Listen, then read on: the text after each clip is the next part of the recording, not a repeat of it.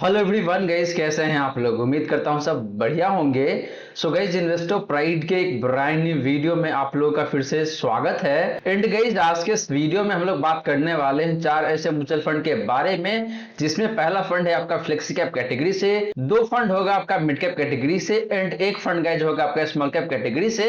तो इस तरीके से देखें तो आज के इस वीडियो में हम लोग चार म्यूचुअल फंड के बारे में काफी डिटेल में बात करने वाले हैं और आपके लिए एक प्रॉपर पोर्टफोलियो में तैयार करके देने वाला हूं, जिसमें आप जाके एसआईपी इन्वेस्टमेंट कर सकते हैं। और गाइस, खास बात यहां पे ये है कि अगर आप इन चारों म्यूचुअल फंड में अगले 25 सालों के लिए इन्वेस्ट करके चलते हैं तो एक ऐसा टेक्निक बताऊंगा जिसको यूज करके आप बना सकते हैं मोटा मोटी 22 करोड़ का कॉर्पस। वहीं अगर आप इस टेक्निक को यूज नहीं करते हैं तो आप अगले 20 सालों में सिर्फ और सिर्फ बना पाएंगे मोटा मोटी 7 से पौने 8 करोड़ का कॉर्पस ही गाइस। तो वो टेक्निक क्या है उसके बारे में काफी डिटेल में मैं बताने वाला हूं वीडियो के एंड में, तो बने रहिएगा थ्रू आउट द वीडियो। वहीं गाइस, अगर आपके मन में कोई डाउट है, कोई क्वेश्चन है तो कमेंट सेक्शन में पूछ लीजिए। और गाइस, अगर आप चाहते हैं कि मैं आपका म्यूचुअल फंड पोर्टफोलियो को रिव्यू करूं, देन आप अपना mutual fund portfolio comment section में मेंशन कर सकते हैं। आने वाले वीडियो में आपका जो पोर्टफोलियो है जिसको मैं काफी प्रॉपर तरीके से रिव्यू करके देने वाला हूं। एंड गाइस, एक बात और कि अगर आप अभी तक अपना आईटीआर फाइल नहीं किया है, यानी कि अगर आप सैलरीड क्लास पर्सन हैं, आप आईटीआर 1 फाइल करते हैं, आपने फाइल नहीं किया है, या फिर आईटीआर 2 फाइल करते हैं, या फिर आप आईटीआर 4 फाइल करते हैं, इन तीनों ही आईटीआर फॉर्म को इनकम टैक्स डिपार्टमेंट ने ऑलरेडी रिलीज कर दिया है। तो अगर आप चाहते हैं कि मैं आपका आईटीआर फाइल करूं, देन आप मुझे कांटेक्ट कर सकते हैं। कांटेक्ट मोबाइल नंबर या फिर ईमेल आईडी आपको डिस्क्रिप्शन बॉक्स में मिल जाएगा। तो चलिए गाइस, स्टार्ट करते हैं आज का video. But guys, video start करने से पहले फटाफट कर दीजिए इस वीडियो को लाइक। एंड गाइस, आपने चैनल को अभी तक सब्सक्राइब नहीं किया हुआ है देन प्लीज सब्सक्राइब कीजिए चैनल को।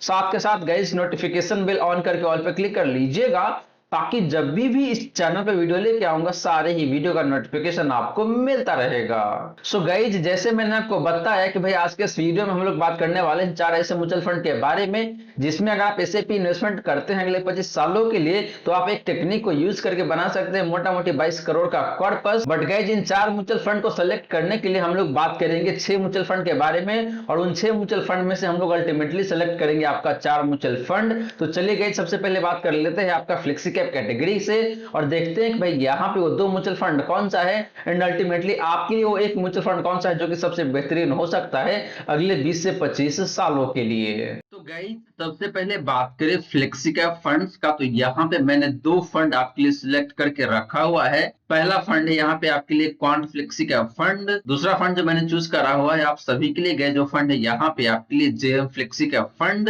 एंड गाइस, इन दोनों फंड्स को मैं कंपेयर करने वाला हूँ कैटेगरी एवरेज से, या फिर ऐसा कह लीजिए गाइस कि यहाँ पे हम लोग सिर्फ और सिर्फ एसआईपी रिटर्न की बात करने वाले हैं। तो यहाँ पे कैटेगरी एवरेज का कोई डेटा नहीं होगा, तो हर एक कैटेगरी में एनए ही दिखने को मिल जाएगा। तो सबसे पहले बात करते हैं गाइस आपका एसआईपी रिटर्न का। तो लास्ट 1 ईयर में क्वांट फ्लेक्सी कैप फंड का जो रिटर्न है गाइस जो निकल के आता है यहाँ पे आपका 70% के आसपास में। जेएम फ्लेक्सी कैप फंड का रिटर्न की बात करें गाइस लास्ट 1 ईयर का, तो निकल के आता है यहाँ पे आपका 61% का। एंड गाइस, यहाँ पे कैटेगरी एवरेज का कोई डेटा नहीं है, तो इसलिए आपको यहाँ पे नहीं दिखने को मिलेगा। तो गाइस, लास्ट 1 ईयर में देखें तो एसआईपी के केस में दोनों ही फंड ने काफी अच्छी तरीके से परफॉर्म करा हुआ है। लेकिन बात करेंगे जिन दोनों में से एक बेस्ट फंड का on the basis of last 1 year SIP return, तो वो फंड निकल के आता है यहाँ पे आपके लिए quant flexi cap fund. Guys, बात करें गाइस पिछले 3 सालों का रिटर्न का, तो क्वांट फ्लेक्सी कैप फंड का जो रिटर्न है पिछले 3 सालों का वो निकल के आता है यहाँ पे आपका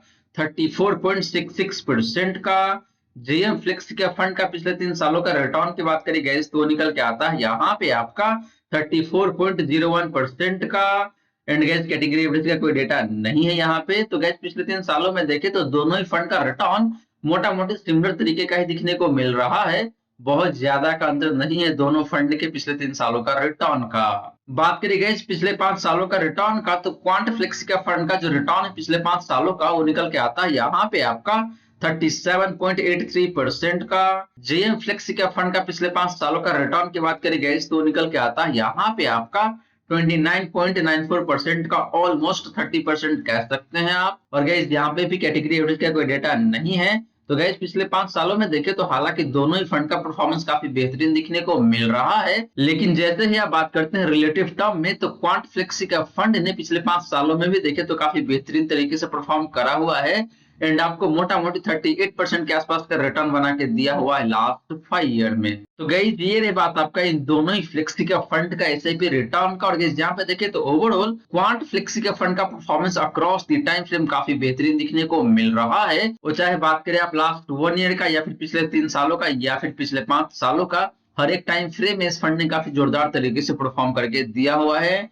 एंड आपका जो जेएम फ्लेक्सी का फंड है जिसका भी परफॉर्मेंस देखे तो काफी अच्छा दिखने को मिल रहा है, लेकिन अगर आप कंपैरेटिव टर्म में देखते हैं तो ये फंड थोड़ा सा कम परफॉर्म करा हुआ है क्वांट फ्लेक्सी का फंड के कंपैरिजन में। वहीं गाइस बात करें इन दोनों ही फंड का कैप्चर रेशियो का, तो सबसे पहले बात करते हैं आपका मैक्सिमम ड्रॉ डाउन का। तो क्वांट फ्लेक्सी का फंड का जो मैक्सिमम ड्रॉ डाउन है गाइस जो निकल के आता है यहाँ पे आपका नेगेटिव 10.4% का। जेएम फ्लेक्सी का फंड का मैक्सिमम ड्रॉ डाउन की बात करें गाइस तो निकल के आता है आपका यहाँ पे नेगेटिव 8.55% का। एंड बात करेंगे इस कैटेगरी एवरेज का या फिर बेंचमार्क इंडेक्स का मैक्सिमम ड्रॉ डाउन का, तो निकल के आता है यहाँ पे आपका नेगेटिव 10.32% का।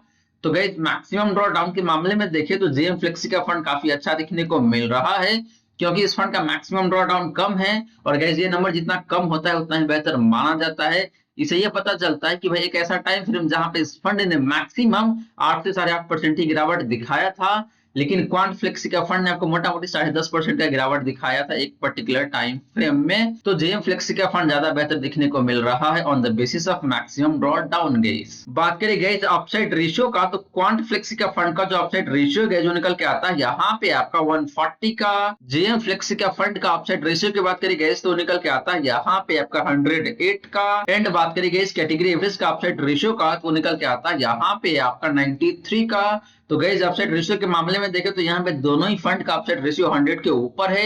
एंड अपने कैटेगरी एवरेज देखें तो काफी अच्छा दिखने को मिल रहा है। इसका मतलब यही गाइस कि दोनों ही फंड का रिटर्न काफी बेहतरीन रहता है जब मार्केट काफी तेजी में रहता है, तो अपने बेंचमार्क इंडेक्स के कंपैरिजन में। हालांकि गाइस बात करें दोनों में से एक बेस्ट फंड का on the basis of upside ratio, तो फंड निकल के आता है यहाँ पे आपका क्वांट फ्लेक्सी का फंड जिसका अपसाइड रेशियो है यहाँ पे आपका 140 का। बात करें गाइस डाउनसाइड रेशियो का, तो क्वांट फ्लेक्सी का फंड का जो डाउनसाइड रेशियो है जो निकल के आता है यहाँ पे आपका 96 का। जेएम फ्लेक्सी का फंड का डाउनसाइड रेशियो की बात करें गाइस तो निकल के आता है यहाँ पे आपका 64 का। एंड बात करें गाइस कैटेगरी एवरेज का डाउनसाइड रेशियो का, तो निकल के आता है यहाँ पे आपका 92 का। तो गैस डाउनसाइड रेशियो के मामले में देखिए तो आपका जो जेएम फ्लेक्सी का फंड है ये फंड काफी अच्छा दिखने को मिल रहा है। इसका मतलब ये है गैस कि जब भी मार्केट में काफी तेज गिरावट आएगी तो उस केस में ये फंड कम गिरता है अपने बेंचमार्क इंडेक्स के कंपैरिजन में। एंड जैसे ही बात करते हैं क्वांट फ्लेक्सी का फंड का, तो गैस ये फंड ज्यादा गिरावट दिखाता है जब मार्केट में काफी तेज गिरावट आती है। तो गैस ये रही बात आपका इन दोनों ही फ्लेक्सी का फंड का एसआईपी रिटर्न्स का एंड कैप्चर रेशियोज का।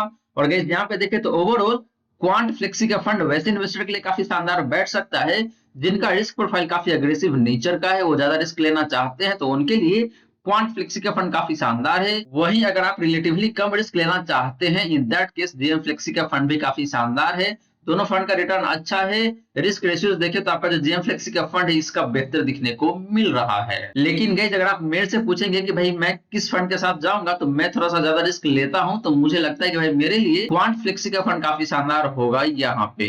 अब चलिए गाइस बात कर लेते हैं मिड कैप कैटेगरी के दो फंड के बारे में। और गाइस आपको दोनों ही फंड में इन्वेस्ट करना है, यानी कि मिड कैप कैटेगरी के दोनों फंड में आपको इन्वेस्ट करके चलना है। तो देखते हैं कि भाई वो दोनों फंड कौन सा है जिसमें आपको इन्वेस्ट करना है अगले 20 से 25 सालों के लिए। तो गाइस बात करें मिड कैप फंड का, तो जो पहला मिड कैप फंड मैंने चूज करा हुआ है आपके लिए वो फंड है यहाँ पे ये Motilal Oswal mid cap fund. बात करें गाइस दूसरा मिड कैप फंड का, तो फंड निकल के आता है यहाँ पे आपका Mahindra Manulife mid cap fund. And guys इन दोनों फंड्स को भी मैं कंपेयर करना चाहता हूँ इसके कैटेगरी एवरेज से, लेकिन गाइस कैटेगरी एवरेज का कोई डेटा है नहीं, तो यहाँ पे कुछ भी डेटा मिलेगा ही नहीं आपको। तो सारे ही टाइम फ्रेम में आपको एनए ही दिखने को मिल जाता है। तो सबसे पहले बात करते हैं गाइस आपका एसआईपी रिटर्न का। तो लास्ट 1 ईयर में Motilal Oswal mid cap fund का जो रिटर्न है गाइस जो निकल के आता है यहाँ पे आपका 62.72% का। Mahindra Manulife mid cap fund का लास्ट 1 ईयर का रिटर्न की बात करें गाइस तो निकल के आता है यहाँ पे आपका 59.59% का।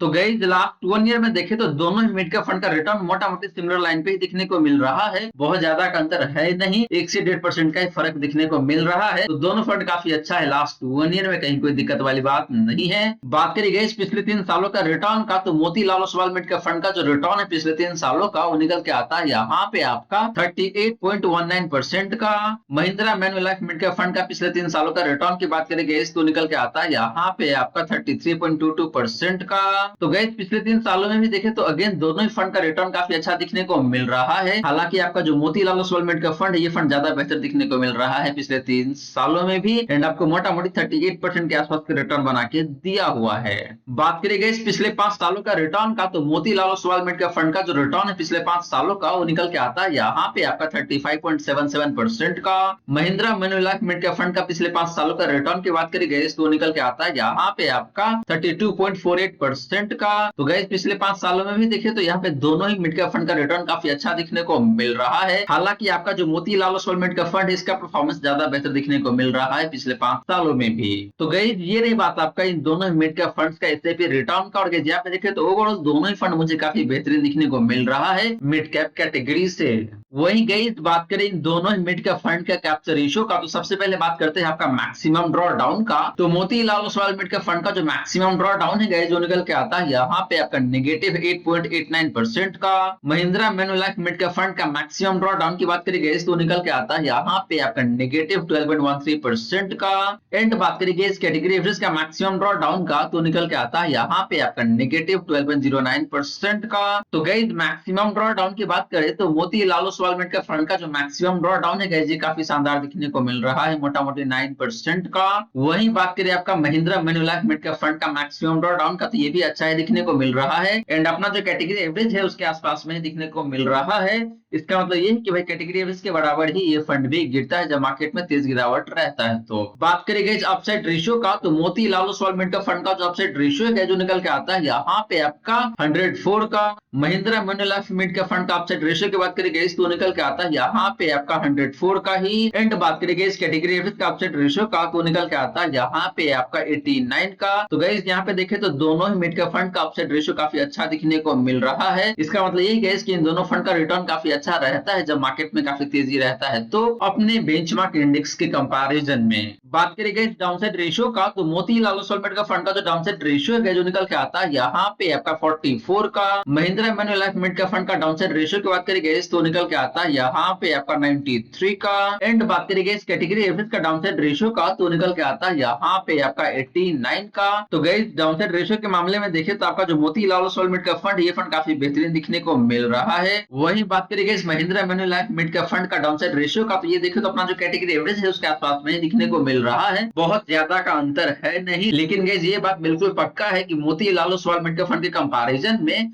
Mahindra Manulife mid cap fund का डाउनसाइड रेशियो काफी ज्यादा दिखने को मिल रहा है। इससे साफ साफ पता चलता है गाइस कि भाई एक फंड थोड़ा सा कम रिस्की है और दूसरा फंड थोड़ा सा ज्यादा रिस्की होने वाला है। तो यहाँ पे कॉम्बिनेशन काफी अच्छा हो सकता है आप सभी के लिए जो थोड़ा सा ज्यादा रिस्क लेना चाहते हैं। तो गाइस ये रही बात आपका इन दोनों मिड कैप फंड्स का एसआईपी रिटर्न का एंड कैप्चर रेशियो का, और यहाँ पे देखे तो ओवरऑल दोनों ही फंड काफी अच्छा है, आप दोनों फंड में चल के इन्वेस्ट कर सकते हैं। अब चलिए गाइस बात कर लेते हैं स्मॉल कैप कैटेगरी के फंड के बारे में और देखते हैं कि भाई वो दो स्मॉल कैप कैटेगरी का फंड कौन सा है जो कि आपके लिए बेहतरीन हो सकता है, और उन दोनों में से एक स्मॉल कैप फंड कौन सा है जिसमें जाके आपको इन्वेस्ट करना चाहिए। एंड लास्टली गाइस मैं आपको ये भी बताने वाला हूं कि इन चारों फंड में अगर आप 15,000 पर मंथ के हिसाब से एसआईपी करते हैं अगले 25 सालों के लिए, तो आप बड़े आसान तरीके से बना पाएंगे मोटा मोटी 22 करोड़ का कॉर्पस। जी हाँ दोस्तों, आपको चौंकने की जरूरत नहीं है, ये 22 करोड़ का जो फिगर है इसको आप बिल्कुल अचीव कर सकते हैं, लेकिन एक टेक्निक है जिसको आपको यूज करना पड़ेगा तभी ये पॉसिबल हो पाएगा आप सभी के लिए। तो गाइस बात करें स्मॉल कैप फंड का, तो यहाँ पे भी मैंने दो स्मॉल कैप फंड चूज करा हुआ है आप सभी के लिए। पहला फंड यहाँ पे आपके लिए क्वांट स्मॉल कैप फंड। बात करेंगे दूसरा स्मॉल कैप फंड का, तो फंड यहाँ पे आपके लिए बंधन small cap fund. And guys यहाँ पे भी कैटेगरी एवरेज का कोई डेटा नहीं है, तो हर एक टाइम फ्रेम में आपको एनए दिखने को मिलेगा। तो सबसे पहले बात करते हैं गाइस आपका एसआईपी रिटर्न का, तो लास्ट 1 ईयर में क्वांट स्मॉल कैप फंड का जो रिटर्न है गाइस जो निकल के आता है यहाँ पे आपका 69.57% का। बंधन स्मॉल कैप फंड का लास्ट 1 ईयर का रिटर्न की बात करेंगे तो निकल के आता है यहाँ पे आपका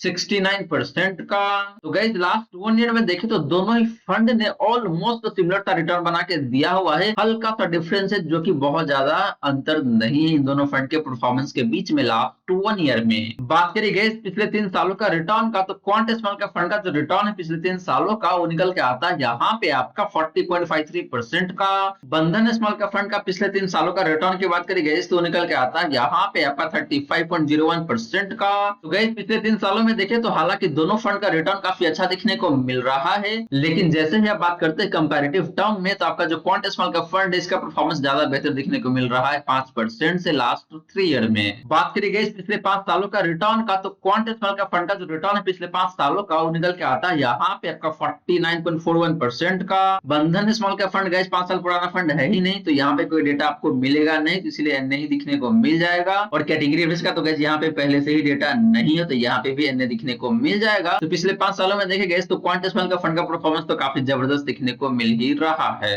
तो गई ये रही बात आपका इन दोनों ही स्मॉल कैप फंड्स का एसआईपी रिटर्न का, और यहाँ पे देखिए तो ओवरऑल दोनों ही फंड काफी अच्छा दिखने को मिल रहा है। हालांकि आपका जो क्वांट स्मॉल कैप फंड है इसका परफॉर्मेंस ज्यादा बेहतर दिखने को मिल रहा है हर एक टाइम फ्रेम में। वही गई बात करें इन दोनों ही स्मॉल कैप फंड्स का कैप्चर रेशियो का, तो सबसे पहले बात करते हैं आपका मैक्सिमम ड्रॉ डाउन का। तो क्वांट स्मॉल कैप फंड का जो मैक्सिमम ड्रॉ डाउन है गए जो निकल के आता है यहाँ पे आपका -15.23% का। बंधन स्मॉल कैप फंड का मैक्सिमम ड्रॉ डाउन की बात करें गए तो निकल के आता है यहाँ पे आपका -15.51% का। एंड बात करें गई कैटेगरी का मैक्सिमम ड्रॉ डाउन का, तो निकल के आता है यहाँ पे आपका -13.07% का। तो गाइस मैक्सिमम ड्रॉ डाउन के मामले में देखें तो यहाँ पे दोनों ही फंड का नंबर है वो थोड़ा सा ज्यादा दिखने को मिल रहा है अपने कैटेगरी एवरेज के कंपैरिजन में। इसका मतलब यही गाइस कि दोनों फंड थोड़ा सा ज्यादा गिरावट दिखाता है। बात करें गाइस अपसाइड रेशियो का, तो क्वांट स्मॉल का फंड का जो अपसाइड रेशियो है जो निकल के आता है यहाँ पे आपका 116 का। बंधन स्मॉल का फंड का अपसाइड रेशियो की बात करें गाइस तो निकल के आता है यहाँ पे आपका 98 का। एंड बात करें गाइस कैटेगरी एवरेज का अपसाइड रेशियो का, तो निकल के आता है यहाँ पे आपका 83 का। तो गाइस अपसाइड रेशियो के मामले में देखें तो हालांकि दोनों फंड का अपसाइड रेशियो काफी अच्छा दिखने को मिल रहा है अपने कैटेगरी एवरेज के कंपैरिजन में, लेकिन बात करेंगे जिन दोनों में से एक बेस्ट फंड का on the basis of upside ratio, तो फंड निकल के आता है यहाँ पे आपके लिए quant small cap fund guys.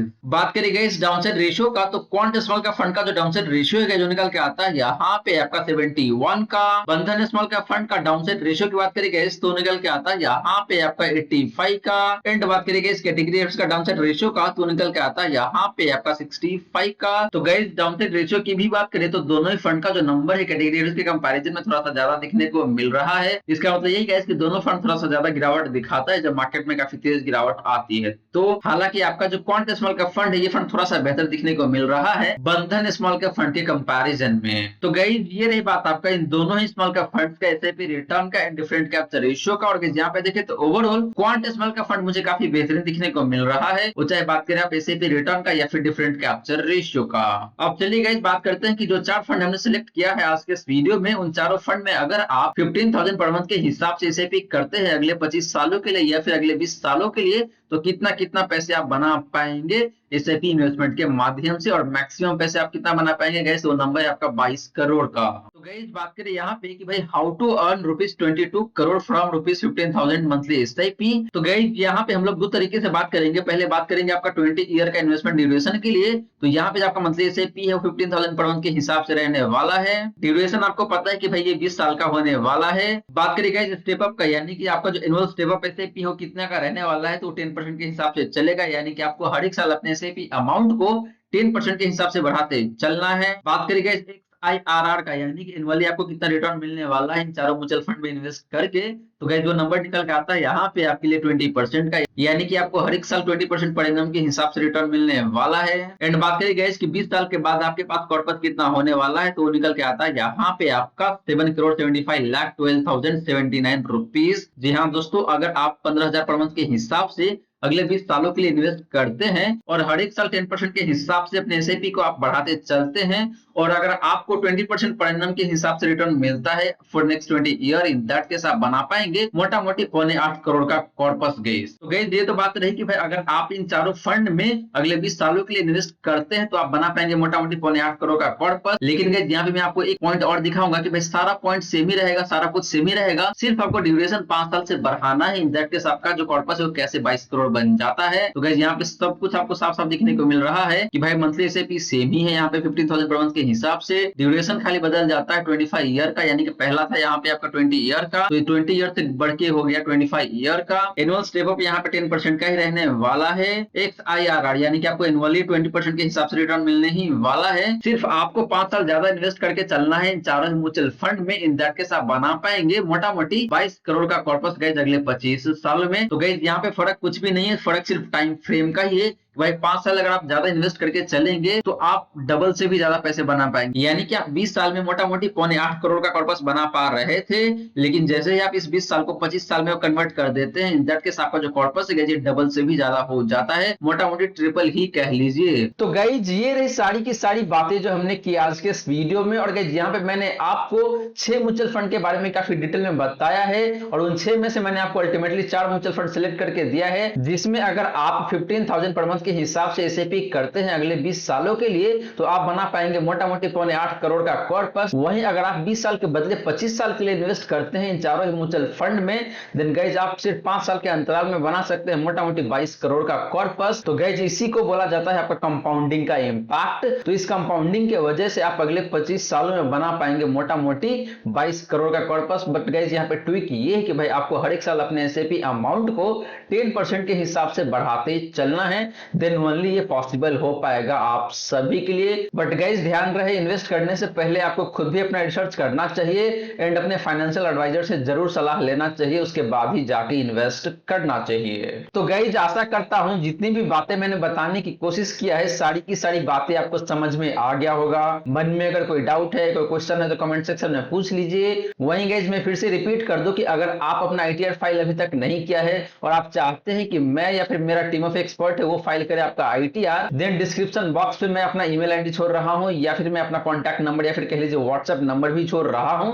तो आप मुझे या फिर मेरे टीम ऑफ एक्सपर्ट को वहां पे आप कॉन्टैक्ट कर सकते हैं और आप बात कर सकते हैं कि भाई आपका रिक्वायरमेंट क्या है, आप कौन सा आईटीआर फाइल करना चाहते हैं, या फिर आप अपना फॉर्म 16 दिखाएंगे, या फिर लास्ट ईयर आपने क्या फाइल किया, वो सारी बातें आप बताएंगे, देन मैं आपको हेल्प कर पाऊंगा, या फिर मेरा टीम ऑफ एक्सपर्ट है जो कि आपको हेल्प कर पाएगा आईटीआर फाइल करने में। तो प्लीज कॉन्टैक्ट जरूर करेंगे। वहीं गाइस वीडियो थोड़ी सी भी अच्छी लगी हो या फिर वीडियो हेल्पफुल हो, देन प्लीज वीडियो को लाइक करके अप्रिशिएट करें। एंड गाइस आपने चैनल को अभी तक सब्सक्राइब नहीं किया हुआ है, देन प्लीज सब्सक्राइब कीजिए चैनल को। साथ के साथ गाइस नोटिफिकेशन बेल ऑन करके ऑल पे क्लिक कर लीजिएगा, ताकि जब भी इस चैनल पे वीडियो लेके आऊंगा सारे ही वीडियो का नोटिफिकेशन आपको मिलता रहेगा। So guys thank you so much for watching this video. मिलते हैं अगले वीडियो में। जय हिंद, जय भारत।